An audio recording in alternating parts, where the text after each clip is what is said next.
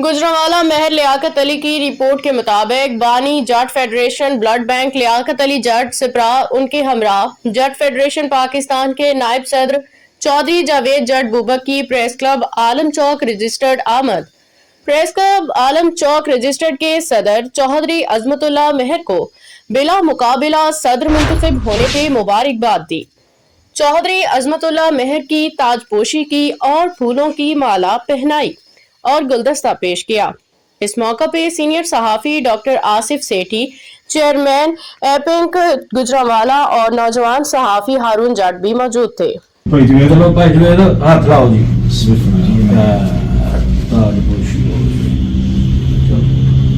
अस्सलाम वालेकुम जी, मैं तुहाडा अपना वीर लियाकत अली जट सपरा जट फेडरेशन ब्लड ग्रुप का बानी है। भाई जवेद बोबर साहब, चौधरी हरून साहब, सेठी साहब, भाई अजमतुल्लाह महर साहब नूं असीं मुबारकबाद पेश करन आए हाँ। ते मैं ज्यादा लंबी तकरीर नहीं करांगा, मैं ये गल करांगा कि मेहनती, सख्त मेहनती ईमानदार आदमी ने जिद्दी जल्दी इन्हां नाम कमाया सिर्फ ईमानदार बंदा कमा सकता है, बेईमान बंदा नहीं कमा सकता। साडियां इन्हां से दुआवां बहुत ने कि असीं इन्हां नाल प्यार करने, अल्लाह इन्हां नूं सलामत रखे।